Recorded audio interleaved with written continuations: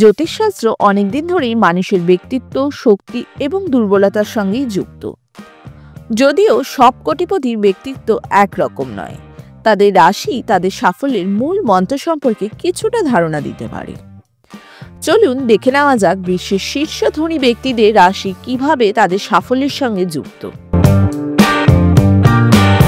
প্রথমে আসছি Jeff Bezos.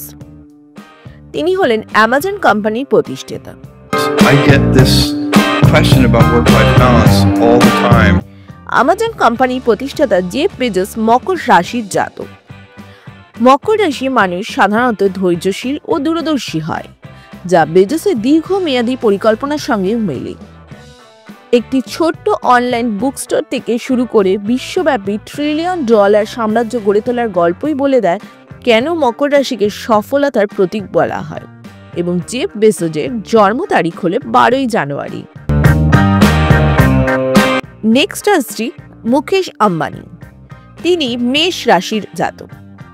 Mukesh Ambani Reliance industries chairman. মেষ রাশির লোকেরা সাধারণত ঝুঁকি নিতে পছন্দ করে এবং প্রতিযোগিতামূলক স্বভাবের হয়। এই গুণের কারণেই আম্বানি তার বাবার কোম্পানিকে একটি আন্তর্জাতিক ব্যবসায়ে পরিণত করেছেন। 2025 সালে তিনি এশিয়ার সবচেয়ে ধনী ব্যক্তিদের মধ্যে একজন হয়ে উঠেছেন। মুকেশ আম্বানির জন্ম তারিখ 19 এপ্রিল। নেক্সট আমরা আসছি বিল গেটস। বিল গেটস মাইক্রোসফটের সহ প্রতিষ্ঠাতা। মাইক্রোসফটের এই সহ প্রতিষ্ঠাতা বিল গেটস বৃশ্চিক রাশির জাতক। যারা সাধারণত দৃঢ় সংকল্পবদ্ধ ও গোপনীয়তা পছন্দ করে। তার নেতৃত্বে মাইক্রোসফট প্রযুক্তি জগতের বিপ্লব এনেছেন। বৃশ্চিক রাশির মানুষেরা ব্যক্তিগত জীবনে সংযত হলেও তারা দীর্ঘমেয়াদী পরিকল্পনায় পারদর্শী হয়, যা বিল গেটসের বিপুল দান খয়াতের মধ্যেও প্রতিফলিত হয়।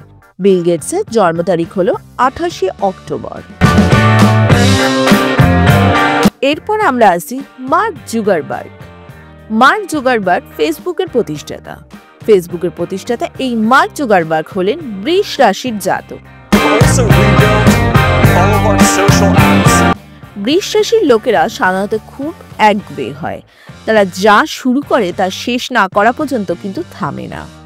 এই মানসিকতায় ফেসবুককে বর্তমানে যা মেটা বিশ্বের সবচেয়ে বড় সোশ্যাল মিডিয়া প্ল্যাটফর্ম নাম পরিণত করেছে। মার্ক জুকারবার্গের জন্ম তারিখ হল 14 মে। এরপর আমরা আসছি Elon Musk. Elon Musk Tesla, SpaceX ও এক্স, যা সাবেক টুইটারের মালিক। এলন মাস্কের কর্কট রাশির জাতক।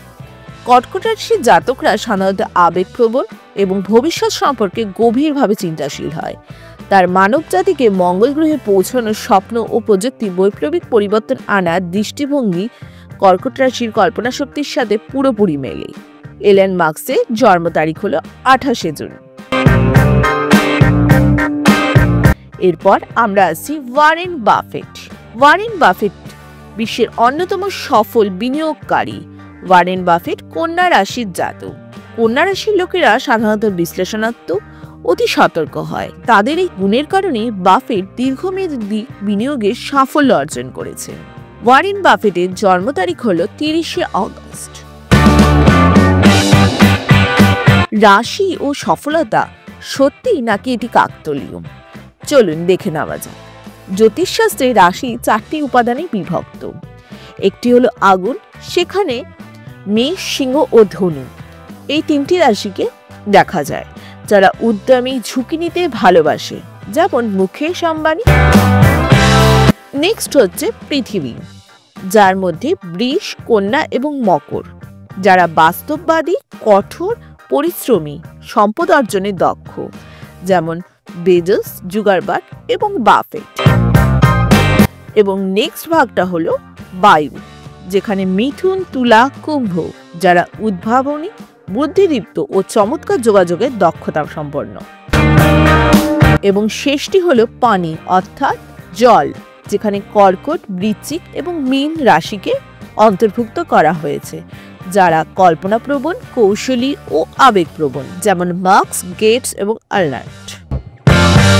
অবশ্যই শুধুমাত্র রাশি কাউকে কোটিপতি বানাতে পারে না, তবে এই ব্যক্তিত্বের অনেক দিককেই প্রভাবিত করে। তাহলে কি আপনি বিশ্বাস করেন যে রাশি আপনার জীবনে সাফল্যের ভূমিকা রাখে? অবশ্যই আমাকে কমেন্টে জানাবেন। আর ভিডিওটি ভালো লাগলে লাইক, শেয়ার ও সাবস্ক্রাইব করুন। ধন্যবাদ।